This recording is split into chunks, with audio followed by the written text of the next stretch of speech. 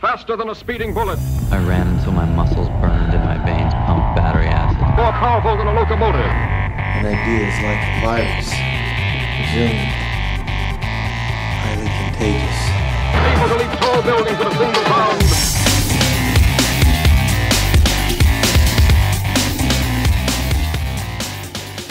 All right, ladies and gentlemen, Jared Moon here, and welcome to the podcast. Today we have Dr. Matt Jordan. So, Dr. Matt Jordan, he holds a PhD in medical science and a master's in exercise physiology with a specialization in neuromuscular physiology. So, a really smart dude with a lot of experience. More than 30 world and Olympic medalists have worked under him. He has been the personal strength coach to all of those, and his level of experience is phenomenal. So the fact that we got him on the podcast is amazing. You're going to learn so much from him, from what you should do if you're injured, how to come back from an injury, what he learned from working directly with Charles Poliquin, what he learned in his PhD research and master's degree. Like, he has so much information, but what I love most about Dr. Jordan is he is a true master of his craft and continually trying to sharpen that axe. And those are the people that I am always so fired up to have a conversation with, because they are getting better always, and they just keep getting better and better. And you see that, and you hear it throughout the conversation. Incredibly smart dude. I know I'm going to go back and listen to this a few times. A lot of takeaways for me personally as a coach. So much information that he shared. So we're going to get into this. There are going to be a lot of takeaways. You might want to grab a notebook. And if you want to dive into any of his stuff any further, you can check out his website at jordanstrength.com. He has a lot of great educational resources and things that you can, dive a little bit deeper on some of the topics that we covered today. So without any further ado, here is Dr. Jordan. All right, Dr. Jordan, I am pumped to have you on the podcast, man. Thank you so much for joining me today. Yeah, no, my pleasure. I'm honored to be here. Yeah, let's hop right into it. So we're going to get started with challenging everybody. So how about a fitness challenge for the listeners? Yeah, no, for sure. I'm going to go back to a mentor of mine that I had back in the day, Charles Poliquin. Your listeners probably know him. He was actually my strength coach when I was an athlete, and taking lots of great lessons and thoughts from him over the years. I modified his German volume training program, used it quite a bit with our CFL football linemen, our offensive linemen, and it was to build work capacity, and essentially would pair a trap bar deadlift, a press, and a pull, 60% of 1RM approximately, and we would perform repeats of 10 reps with 60 seconds rest between each movement, sort of paired up in a triple exercise pairing. And essentially, the aim there is to build up the individual's work capacity with the full body movements. And I would say that a great challenge is to be able to get through 10 sets of 10 with that particular protocol. That's awesome. Those 10 sets of 10s are brutal, and that is definitely a good challenge. Awesome. Yeah, they're excellent. All right, how about a mental toughness challenge? Mental toughness challenge, I would say, the best it's so individual, right? I mean, mental toughness is one of those things that, you almost have to find what your individual limitation might be. And I'm just going to give you an example here of where I've used mental toughness challenges in my programming. I think that's a better way for me to go. When I design programs for my Olympic athletes, I'm always thinking about layers in the program. So literally every single program, in addition to the physiological goals that I might be trying to accomplish, I'm always trying to think about how to implement some sort of psychological or mental challenge into it. But one of the best ones I did, and was with my female alpine ski racers. We progressed this in our Olympic cycle that took us into Sochi Olympics in 2014. And I had the women boxing. And so literally, I'm not talking like boxer size, like going down and training at a proper boxing gym with a proper boxing coach. And one of the best psychological challenges for them was actually progressing over the 4 years to the point, after they now can, punch with some competency and they've got actually some basic skill down, is I actually put them in the ring with some boxers. And the boxers definitely didn't throw any punches at them, but the aim was for the women to literally get in the ring and to throw a few punches. And it's just a good example where that was way outside of their comfort zone. You could see the reaction on their faces as they were, contemplating, should I really actually punch this individual? And it was just, I guess you could say a way that outside of the box, outside approach to being able to create a layer of mental challenge in the program, and how you just really need to think specifically about the individual and where their limitations are and what you want to get out of them. So don't know if I answered the question exactly for you, because I didn't give something specific, but I gave maybe an example of where I've used that approach to help build some psychological toughness in my athletes. I think that's an awesome example and a big takeaway for anyone listening. Getting out of your comfort zone is so important, and no matter what level of athlete you are, you can get stuck in these ruts, right? Of not really getting outside of practicing or training for exactly what you are trying to achieve. And so getting outside that is probably, a pretty amazing result and experience for your athletes. I think that's really cool that you did that. Yeah, it's super important. Even I think for myself, I actually grew up as a competitive swimmer, and I competed in triathlon for the first, through my teens and my early 20s. And it's funny that despite the fact that I'm actually a decent swimmer, to this day, I have to really overcome some irrational anxiety about swimming out in open water, like deep lakes, deep ocean, that sort of thing. And I think that's one of those examples where, when you know where your sort of weak point is, you got to find those moments and seize them and push yourself outside of that comfort zone and test your mind and test your spirit. Very cool. All right, now how about a book recommendation? Well, I've got a ton of books I could suggest, but I'll give three just quick. The Art of Scientific Investigation is a book it's a bit older. It was written back, several decades ago, but an amazing book that anybody who wants to look at this history of science and sort of understand the process of generating experiments and how discoveries happen. I find that that's an amazing book. I like to go back to it. My all-time favorite fiction book is Albert Camus' The Stranger. Read that in high school, and honest to God, I probably read it 15 to 20 times in my life. And book I'm reading right now is the Book of Why by Judea Pearl, a book on causation, and I'm really enjoying it. It's been one of my favorite reads I've had in the past little bit, but essentially talking about how science has steered away from being able to evaluate and to quantify causation in experiments, and a lot of our approaches are based on correlation. And this book is just a really interesting read about building models of causation. And when I think about training, I think that's exactly what we do. Is every single time we write a program, we're essentially designing a mini experiment where we, have a hunch, we design an intervention, and we hope to cause some sort of training effect. So there's three for you. Awesome. I love all of those recommendations. I haven't read any of them, which is even better. So I'm going to get after all those. So I do appreciate that. All right. So how about you give us a little bit of background? I mean, take us as far back as you need to, whether that's into, the early years of your life or just professionally, and kind of how you've built up your career over the years, and then, bring us to today with what you're most passionate about working on. Yeah, no, absolutely. Pretty straightforward. I've just always been a massive gym rat.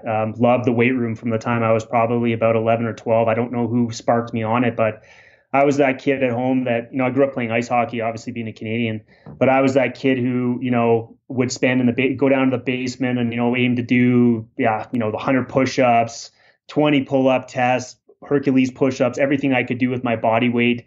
And essentially, loved it. And remember asking my dad, hey, I wanted to get some strength equipment. And, he was like, no, hold off when you can, do something, gave me some particular challenge that I needed to do with my body weight, that when I could accomplish that, he'd get me a set of dumbbells. And that basically took me into, my high school age, where I was really passionate about the weight room. Interestingly, at that time, I was actually a speed skater. I don't ask me how I ended up getting into that. I was a good skater, and I was pretty fit because I was a competitive swimmer, and I needed a sport because I quit hockey. And that actually changed a lot for me, because going down the path of becoming a competitive athlete, through my high school days, and clearly lifting way too many weights because I was far too big to be a speed skater. I ended up moving to Calgary because this is where the training center was for the Olympic team, and I met Charles Poliquin at the time, and I was opened up to this whole world of sports science and strength and conditioning. And I never thought that it would be possible to have a career as a strength coach. I mean, I was thinking about economics and business, or I don't know, whatever else you think of in high school as potential career paths. And so for me, I was like, this is amazing. I never even thought that this would be an option for me.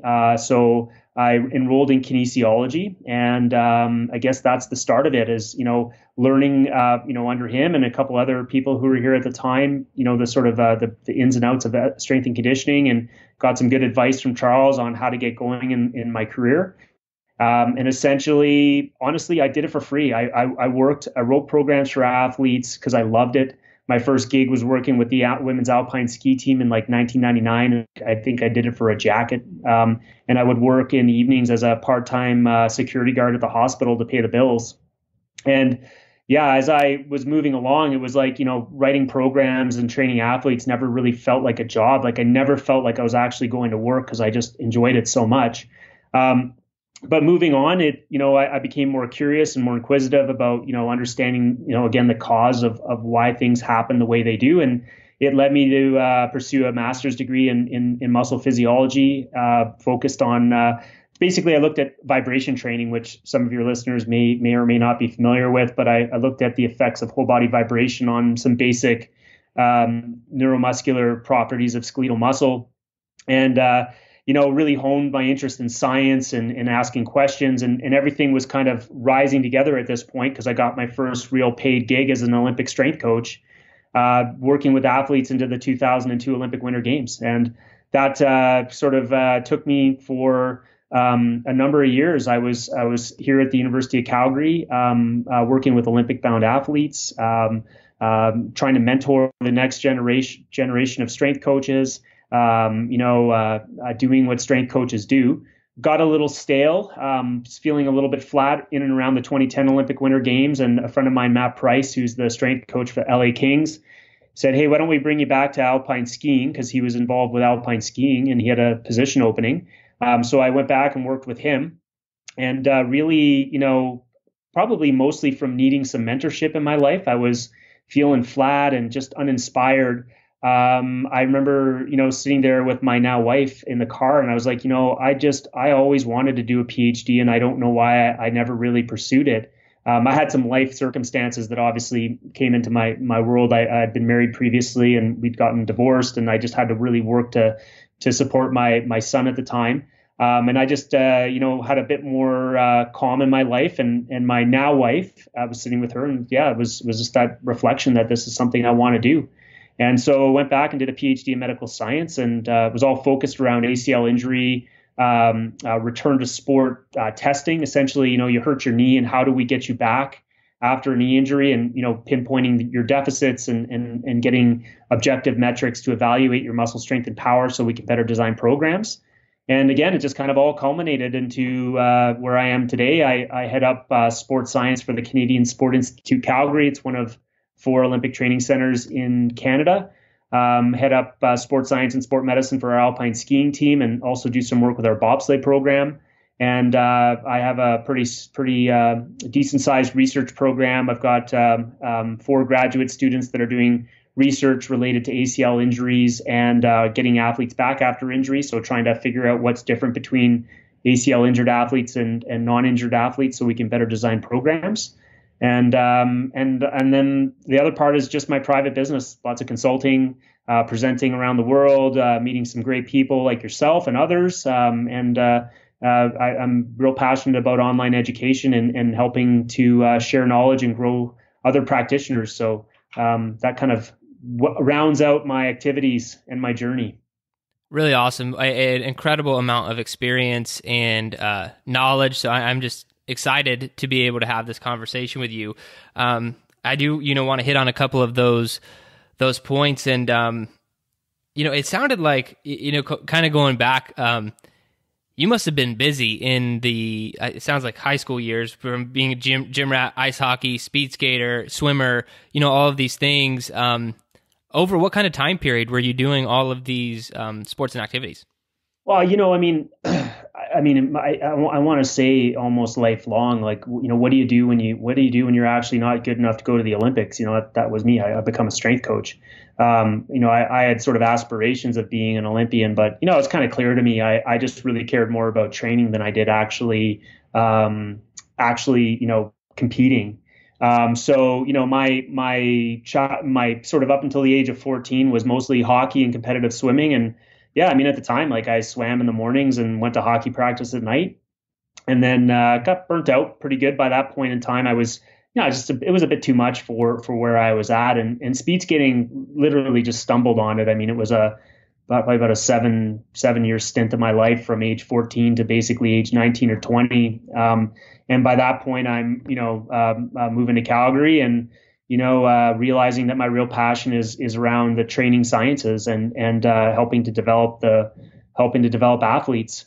So by 20, I'm transitioning almost completely out of endurance sport, and I'm now basically into fully immersed in the weight room and where my real passions were, and training athletes. And as a through my 20s and 30s, it was all about really into weightlifting. I competed for a while. Actually, we started kind of the first Olympic weightlifting club here at the University of Calgary back in kind of 96, 97, and competed for a few years. I love martial arts, so I was doing martial arts, and just really enjoying different types of physical activity, whatever they may be.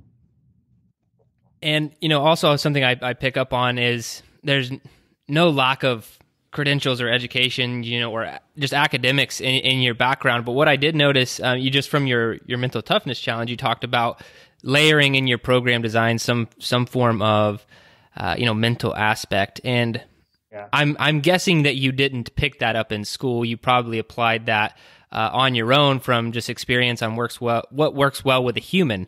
I would love to hear more about how that developed and maybe how you've refined that over the years. Yeah, well, I mean, one of the big pieces of advice I give to strength coaches is, try and coach everybody.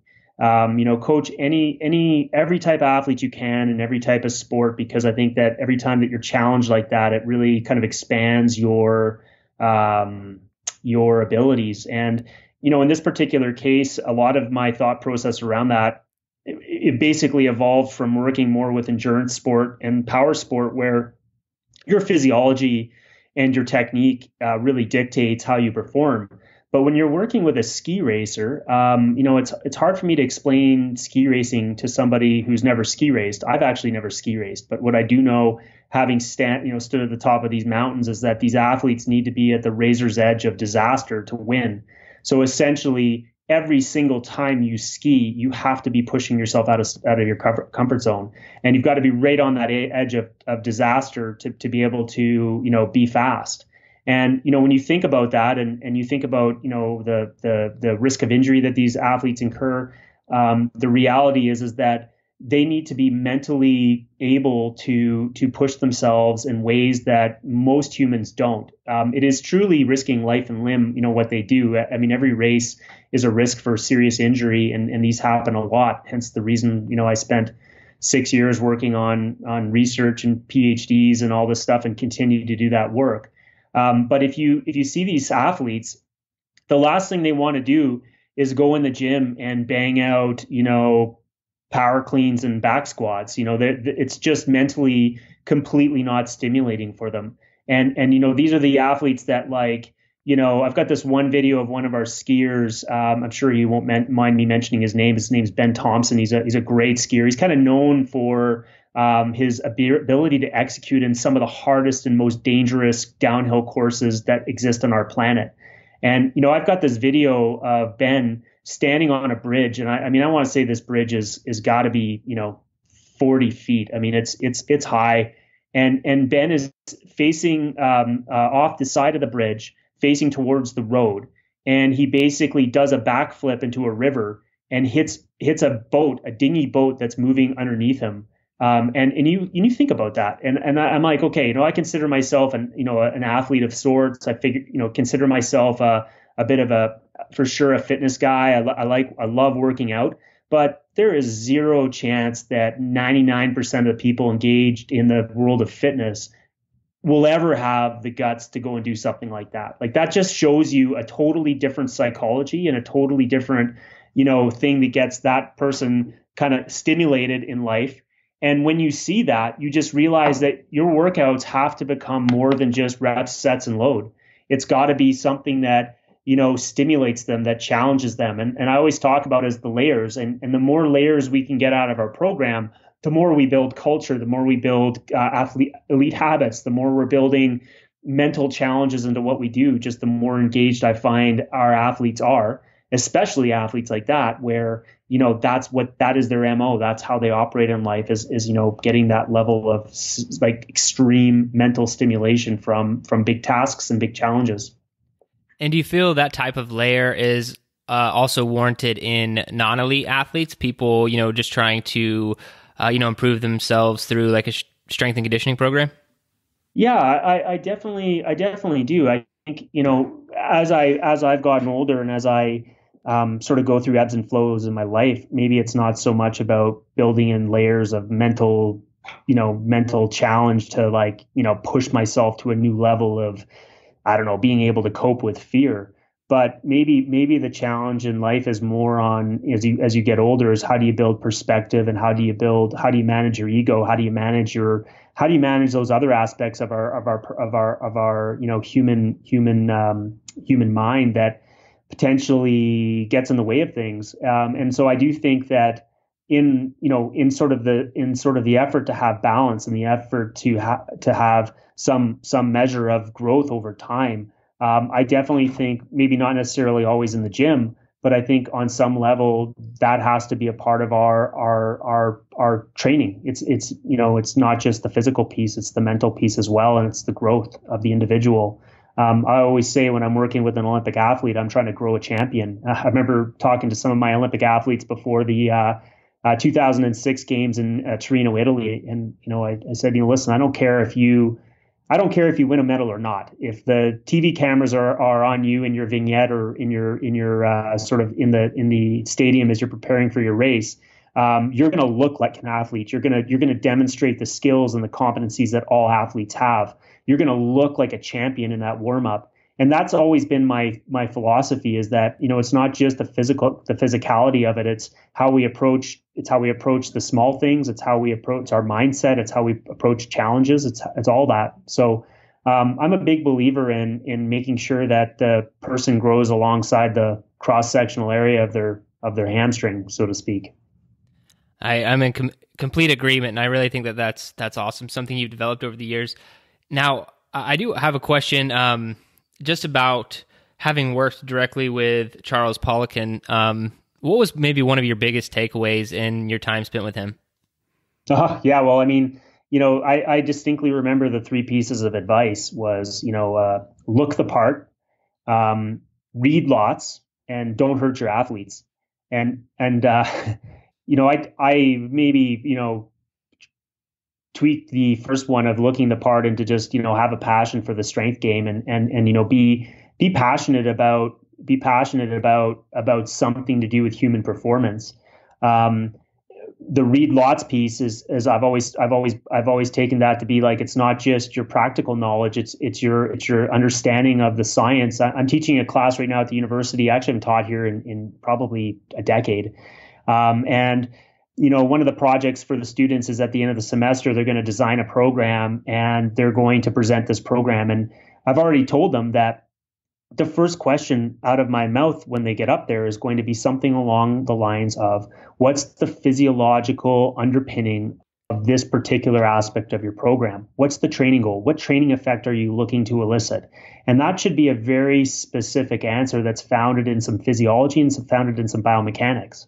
So the first half of the course was all about understanding the factors that affect how muscles make force, right down to the basic properties of the tissue, up to the whole organism in complex movement. And, again, when you talk about that second pillar that Charles recommended to me, I just always took that, and I remember helping him out. He would send me off to kind of photocopy journal articles for him and to bring him information. But right away, I understood that he wasn't necessarily reading, what's the word I'm looking for, like web blogs. He was reading peer-reviewed science, and peer-reviewed science, was to me a bit of an eye-opener that this guy who obviously was, I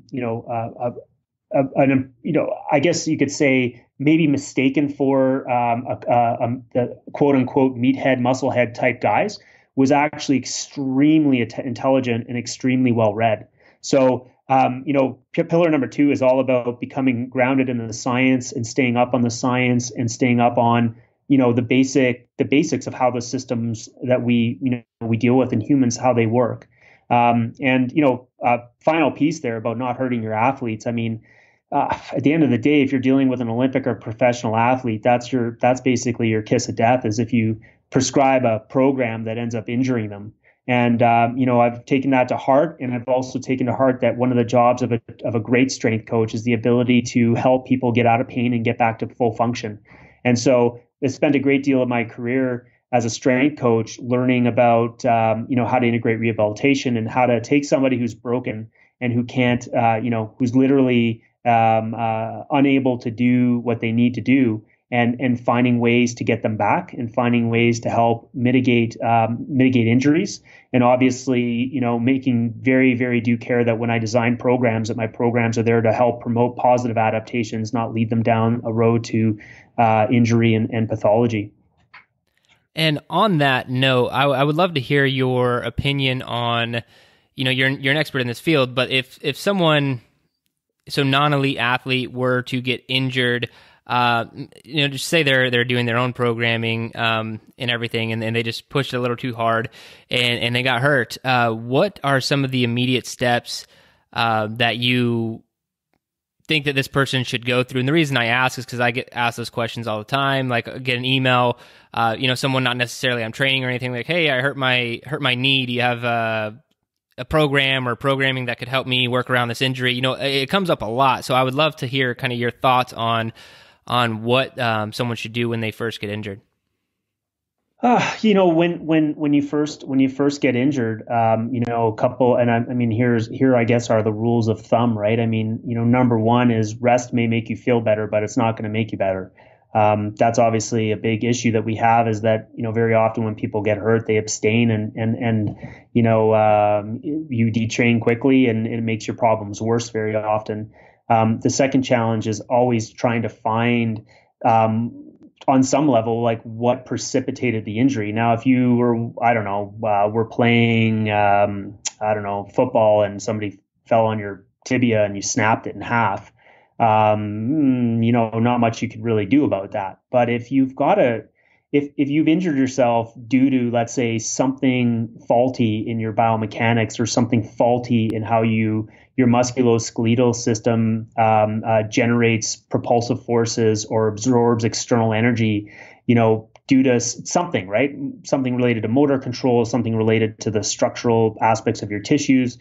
I think the really big thing is, like, okay, dissecting why did I get hurt? What were the elements that led me to that situation? And on that note, very often I really encourage people to go outside of their thinking of S&C. Like, very often what we'll do is, someone will come in injured, and you'll be like, okay, let's make it in the first person. I've hurt myself. I think to myself, okay, how do I strengthen that muscle or that muscle group that's injured, or around that joint of injury, around that joint that's been injured? And very often, instead of asking the question of how do we immediately strengthen, we have to ask, the question of, did I have the movement competencies or the technical competencies, including the available range of motion, the ability to control that range? Did I have that in the first place in order to permit the application of load or velocity on top of that movement pattern? Did I have that in place in the first place? And, the reason I bring this up is that, if I'm working with somebody who's a warrior, who's, going to go in there and just grind away and overlook the details and just blast through training, you know they're going to end up in the exact same place 6 weeks from now after their tissues heal. So I highly recommend finding somebody who can work with them more closely. I've actually got a good friend and somebody I often go to even for myself. She's a yoga instructor, but she has got most importantly, just a really good eye for movement. And because I know that I cannot be my own coach all the time, it's great to go to somebody like her, have her give me a once over on my movement competencies, look at where I'm potentially not controlling movement very well, or I'm losing position, or I'm holding, carrying tension in the wrong way, and being able to have that feedback to help kind of dissect the pattern and dissect the issue. Really, I got to say that in the fitness world, that's often one of the most overlooked things.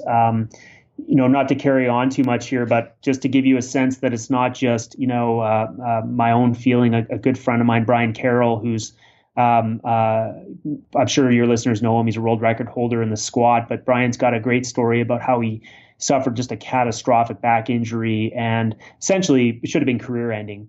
And when you look at his lessons learned as he made his way back from that injury, it's really, really moving, because he talks a lot about, dissecting all the things that he was doing before the injury, how he was loading, how he was moving, how he was neglecting, the fundamental things that were driving the injury, and worrying about the duct tape. I got to roll out my hamstrings, I got to roll out my hip flexors, I got to roll out my back. Basically all this stuff that was getting him through the workout, but wasn't really addressing the root cause of why he was hurt in the first place. And he learned that lesson the hard way, but he has, obviously learned it and completely revamped his approach, and consequently is now, out of pain and back lifting, and, but he's really changed his approach. And to me, it's so powerful that I've actually had him come in and talk to our strength coaches at our Olympic Training Center, just to talk about his journey and to talk about how his mindset shifted from the injury. And his book with Stu McGill, I'm not trying to I don't have any proceedings coming in my bank account from this, but I'm just saying because I think it's relevant. Their book called The Gift of Injury kind of says it all. Injury can sometimes be a gift. It can be very informative in our development. So a roundabout way to say, if someone contacts me, rest makes you feel better, but it's not going to make you better. You want to train not through the pain. You want to figure out the underlying reasons why injuries are happening. And ultimately that sometimes means backing things way off to basically lay the right foundation to move things forward again. And that's the best advice I could give to somebody who's kind of in that space of chronic injury and banged up. I think that's great advice. And I was going to wonder if you could elaborate on that point just a little bit more on the, why? Because I think that a lot of people, if they're not involved in as a coach at all, just someone training. So you're saying rest might make you feel better, but it's not going to make you better. Why should people continue to move in some capacity if they get injured? Oh well, just because for people who. So first of all, for people who love to move, like, myself, I love to move. I'm assuming talking to you love to move. A good friend of mine who I know has been on your podcast as well, James Fitzgerald, actually a Canadian as well. That guy's whole life is built around moving. And, I'm going to make the generalization that people who are interested in fitness, they get a lot out of it, a lot of benefit, a lot of self-fulfillment. And when you take that away from somebody due to injury, it's extremely hard psychologically. And when you're in that mindset, and I'm going to go here back to the mind, is when you're in that mindset where you're feeling defeated and you're feeling thwarted and you're feeling like every time you do something, you're set back. It's like a dog who's getting beaten down all the time. And what you want to do is restore the psychology of little wins. And when you get somebody hungry for more and they feel progress and they feel some success, that is actually a building momentum psychologically that really helps in rehabilitation. It's one big reason why one of my key indicators when I'm rehabbing athletes is I'll ask them a pain scale. And very often what you'll see is, and we capture their training load too. So I'm monitoring their training load and I'm monitoring what their pain is for their joint, whatever it is they've hurt. And it's amazing those times when, they're still in pain. Like a lot of times getting out of pain is not like a light switch. You don't just all of a sudden flip the lights on and it's like, hey, I'm good. It's kind of like a dimmer switch. Gradually the lights come on again. And you don't know really when they did, but all of a sudden the room is bright.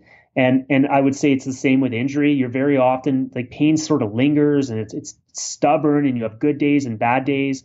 But it's amazing when you can show somebody progress and you can say, hey, listen, your pain is still there. You still might be a 3-on-10, but look at your training load. Look how much more you're handling now with the same pain. Look at the movements you're able to do now. I know you still got some pain, but you never could do this before. This was actually totally off the menu. That sort of psychological win for people who are into fitness and into moving, it's a huge part of the psychology to get them back on track. And it's something that I think you can use to your advantage when you're working with people who are injured. And just on the flip side to that, and I'm just going to talk about disuse and atrophy and the fact that especially when you hit your 30s and 40s, if you have an injury that takes you out and you start to lose muscle tissue and lose capacity and lose function, that's very often this spiral that, your knee hurts, so you stop using it, your muscles atrophy, so it hurts more, so you use it less, so you atrophy more. So you get into this really vicious cycle of just this massive detraining of your body. So whether you're a fitness guy or a girl who needs this to feel mentally strong, or you're somebody that, really is going to be at risk for that spiral of decompensation consequent to an injury, to me, just always looking for a way to move and to keep that journey going is so key. Thank you. I really appreciate that. And I think you hit basically on every point. And I think it really rounds that out. And it's funny that you mentioned, fitness being a part of our lives and mentioning James Fitzgerald, because I have one question that I asked him, and I asked a lot of, people with a lot of experience in the field, like yourself, like James.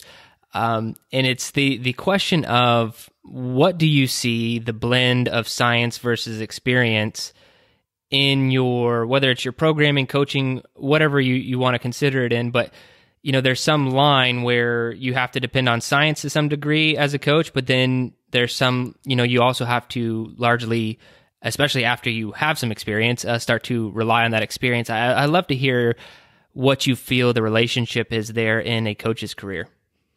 Oh man, are you ready for a long-winded answer? Yeah. I'll try and keep it short.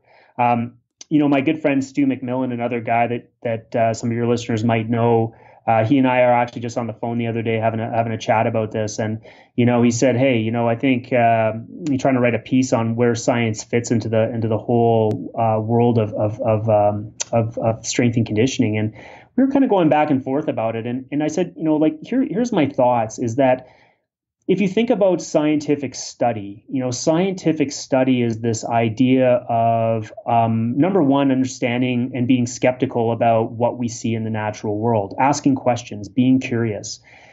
These curiosities and these observations, just being skeptical of what we see and trying to seek to understand, naturally leads to these hypotheses. You have hunches, right? You have hunches about, I wonder what's going on here. I bet if X, then Y, and we make these hunches all the time. And as we move on, another big part of science is understanding that, we have confirmation bias. So, if I tell you right now, Jared, that I've got a pink elephant sitting in the corner of my room, the burden of proof is not on you to show me that it's not there. The burden of proof is on me to prove that actually exists. And that idea of burden of proof is this idea that, you can't just run around claiming whatever you want, that at some point that we want these objective and verifiable, ways to gather evidence. The other big part about gathering evidence is there's no certainty. I mean, the only certainties in life are death and taxes. And so when you think as a scientist, it's like, it's what degree of uncertainty do you have, not what degree of certainty do you have. Experiments should be designed to prove your ideas wrong, not prove them right. And that idea of thinking like a scientist and designing experiments, and how we understand the validity and reliability of testing methods, and how we understand that we need objective metrics to underpin our confirmation biases. These are all the really critical things that are aspects of how a scientist think. That is exactly how strength coaches and others in the fitness profession should think as well. So it's not that science, as in the actual product of science right now, is the most important thing to rely on, but every practitioner out there should be thinking like a scientist. We need more skepticism and less dismissiveness. So that idea that like you're looking for evidence, you're looking for something that's beyond somebody's just, hey, trust me, it works. You're looking for something that backs that up. Now, where it starts to fall apart is that, science, let's just say at a basic level, might be, having a population out there. You randomly sample from this population. You put people randomly into two groups. You blind one end and the other end. So the user's blind and the subjects are blinded and so are the testers. And you implement some sort of, intervention that you can compare to a control group, where you control for all the other variables that might be influencing the results. And you do this to seek to understand some sort of representation from that sample group that you can apply towards the general population. Now, as I'm starting to walk through this, and anybody who works in an athlete setting, that's just not our world. And what's more is that if I conducted the best study on elite athletes, and let's say I had 50 elite athletes in one group and 50 in another, which would essentially be unheard of. If you think about skiing, there might be 200 elite ski racers on the planet, and that's being very generous. Capturing, 20% of that population, is still only capturing 40 athletes, and that would be amazing if you could do that off of a large scale population. I mean, that's just impossible to do. So we're constantly challenged by these circumstances in sport that we just can't get. We can't conduct the types of research and the types of scientific study that really you need to do to be able to approach questions that way. Or let's just say it's challenging. And what's more is that even if I look at some study, and let's say I look at the mean response of the treatment group, I know that if it's, let's say, a blood flow restriction intervention, I know in that group of 12 people who received the intervention that there were probably some that responded really, really well, probably some that responded just on average like we would expect them to, and there was probably some in that group that actually didn't respond well at all. And that sort of starts to paint the picture that in our world of sport or the sport of fitness like James might work in, he doesn't care if on average something works. He wants to know that for his 15 elite CrossFitters training in his gym, what intervention is best for this individual. And so we end up in a situation where we have these like N=1 experiments, and we have these N=1 scenarios where we track these individuals over time, really with the question of, where do you fit on a normal curve, and how is this going to work for you? And so as we start to talk about where science fits because we need to think like scientists all the time. We need to be skeptical. We need to be seeking evidence. And seeking evidence doesn't mean you dismiss everything for which there's no evidence. It just means that you're seeking to understand with objective measurements why something is happening the way it does. And, that is more of a mindset than an actual requirement. I think that it's about how you think rather than what you're actually doing. And the last point to say is that, sometimes where we fall down is that the published science doesn't necessarily reflect the type of environment that we actually work in. So we need to be pretty judicious in terms of how we take published science, how we apply it, how we interpret it. And ultimately, I think we need to do our own science. So every single time your listeners or myself are running a program, you have basically a mini science experiment where the sample size is N=1. You're designing a program and you're doing it because your hunch is it's going to elicit a specific training adaptation. If you can measure that training adaptation, do it. Follow it serially. Evaluate your hunch. See if you actually end up accomplishing what you thought the program would. And by doing this with good testing, good tests and tests that are both, valid and reliable, and that's a huge piece for us to make sure we ascertain. I think it's about, now generating your own knowledge and generating your own understanding. And that to me is sort of a scientific process rather than, it's bringing a scientific process to our day to day rather than trying to go to this thing called science to inform what we do. What a phenomenal answer. And I just love your, you mentioned it before too, how your program or programming is this miniature scientific experiment. I think that's the best description of, a program that you're writing for an athlete that I've ever heard. I think that it fits really well. Yeah. And just maybe add one more piece, and to say that, suppose, and I want to create a scenario where hopefully it helps your listeners, and maybe others to frame up why it's so important to be skeptical. Suppose I have some sort of testing method, and I say that I can go into your gym and my testing method is going to help predict, let's say, ankle injuries in athletes that train in your gym.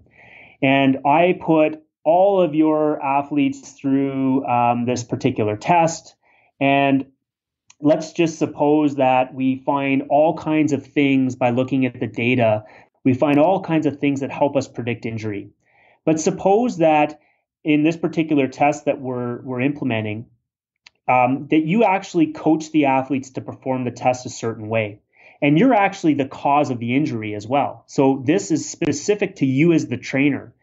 We're in a situation right now where you being the cause of that particular effect is not really able to be established in looking at the association between this test and the injury outcome. So when we're talking about how science works and how science applies, we have to be thinking about it very often that there's the potential for spurious associations, things that appear correlated but they're not. For example, the correlation between consumption of ice cream and drownings. Obviously, consuming ice cream doesn't cause drownings. It's the fact that it's summertime. Similarly, a way I like to think about this, another analogy is: does the rooster crowing cause the sun to rise in the morning? So does the sun sit up there and listen and say, "Oh, there's the rooster. I better come up now"? I mean, of course not, right? The rooster doesn't cause the sun to rise, and the sun doesn't listen to the rooster. That's from the Judea Pearl book as an example he gives. And instead, there's some other third causal factor that actually causes both the rooster to crow and the sun to come up. And so when we start thinking about this in those terms, hopefully it helps maybe us frame up the importance of being able to definitely be thinking about what's causing what sort of questions are you interested in determining and figuring out. Another big question is making sure you figure out what the reliability of your measures are. If you've got a test where you measure your athletes on day one and then you bring them in on day two with nothing in between, and let's say you see a 20% change in the variable, that means that your normal noise in the signal is potentially 20%, which means you need to see a change bigger than 20% to know that something's actually happened. Well, when in life in high performance sport or training elite athletes, do we ever see a change more than 20%? Like, it's basically unheard of. So, again, these are some basic concepts, I think, about science that, if practitioners adopted the thinking process, I think it would just help them design better programs and help them create their own understanding and their own knowledge around what they're doing. I guess that does lead me to one more question before we hop into the quickfire questions. And that is, do you ever see skepticism going too far? Because, sometimes I think I agree that you should be skeptical and have that level of skepticism in a scientific degree. But do you ever feel like too much skepticism is going to lead to dismissal to where they're not, they maybe they didn't fully, you were looking at something and you're so skeptical you didn't actually do your due diligence. You just kind of, you could become so skeptical about everything that you don't, dive in enough to truly find these things out. Do you think that that's possible? Oh yeah. I think it's hugely possible. And I think in our current era of social media where, in a tweet, everybody can shoot down or pump up whatever it is they want, that we're particularly prone to that now. You can Google an answer quick, and you can, if I type in, should I vaccinate my child? I'm probably going to see a lot of people who are dismissive and skeptical to a fault of vaccinations. You can see lots of examples where dismissiveness and skepticism becomes a real problem. And I'm with you. Like I chose mentors very carefully in my life. And I can say that when it comes to how I think about problems and how I think about science and how I think about training, I chose people that were very positive individuals who tended to think curiously and tended to think first, hey, that's a great idea. That's a great suggestion. Let's think about that. Let's see. There was always these sort of exploratory nature of how they felt about things that maybe they hadn't come up with. And I would just say that to the listeners out there and to people that people that are in our industry, you gotta maintain some curiosity, and we've got to make sure we avoid those states of mind that become closed off and ego driven, right? Oftentimes I find that it's like someone's come up with an idea that doesn't fit with your paradigm or doesn't fit with how you think about things, and so the easy thing to do is to carve them and to attack them personally or really degrade their ideas. And I think when we notice that behavior happening, either in others or in ourselves, for sure, when we notice it in others, it's important not to engage it because it's not productive. And when we start to notice that pattern coming up in ourselves, I think that back to the whole point of start of our conversation here today, I think that's where reflection and time to think and time to reflect on our own state of mind and how we think about things, that's a perfect opportunity to be like, wow, curious that I would respond that way. I wonder what's driving that. And I think that's a lifelong thing. And we're, probably more than ever right now, this is what the world needs. It's not just in our profession, but we need it across everything is maintaining an open mind and a positive attitude towards things that don't fit with how we think about the world. Awesome. Well, let's hop to the quick fire questions. What's the hardest workout you've ever done? The hardest workout I've ever done. I'm going to go with most likely the aim towards 10 sets of 10 of squat, push, pull on 60 seconds rest at 60% of my 1RM. That's a pretty nauseating program. For sure. All right. In your opinion, what's the best activity for building mental toughness? Find something that you're not comfortable with and throw yourself in there. Make it happen. Now, if you could only have one piece of equipment to train with for the rest of your life, what would it be? I would pick a barbell and some weights, like some plates. Got it. Awesome. All right. The last question of the show. What is the best advice you have for becoming a better human? This is 100% open-ended. Best advice for becoming another human. It's to stay in a growth mindset and to take some time in this day and age to turn your phone off, turn your computer off. Disconnect from the virtual world and take some time for reflection and take some time to and that can be either just taking it passively and just using the time to think, or it could be something active like actually writing. But I strongly think that time for reflection and maintaining that sort of mindset towards growth and seeing that as a lifelong process is the best thing we can all do. To just move forward and to see the next day as a potentially better day than the day we have today. Great advice. Now, Dr. Jordan, I could carry on this conversation for hours, I'm sure, but let's leave the listeners with where they can learn more about you, your wealth of knowledge, and everything you have going on. So, what's the best place for people to check out everything you have going on?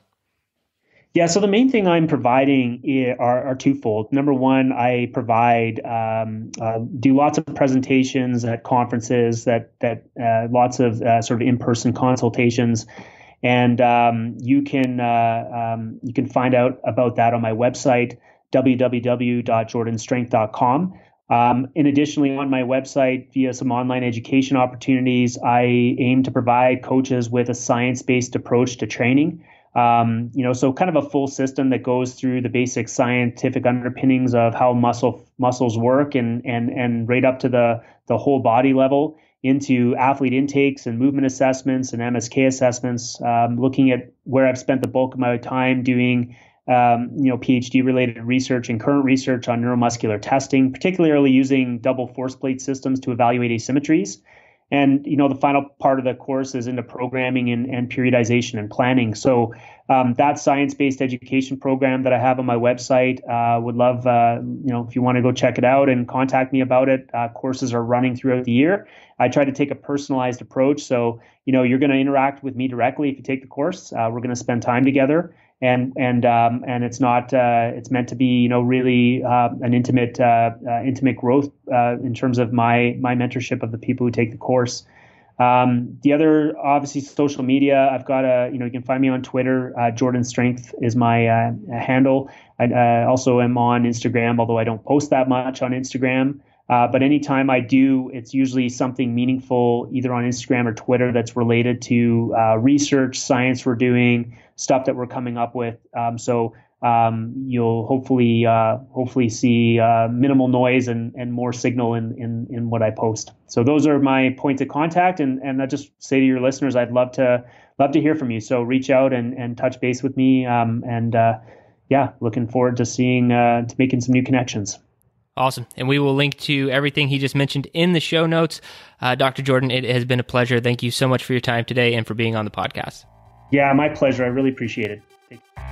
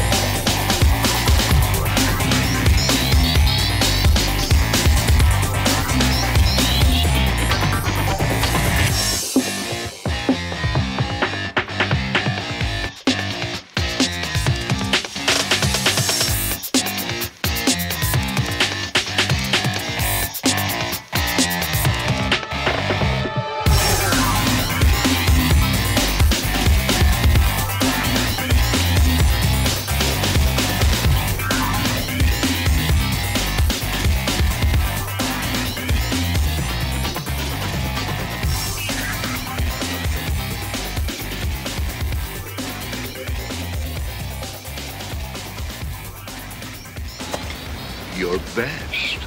Losers always whine about their best.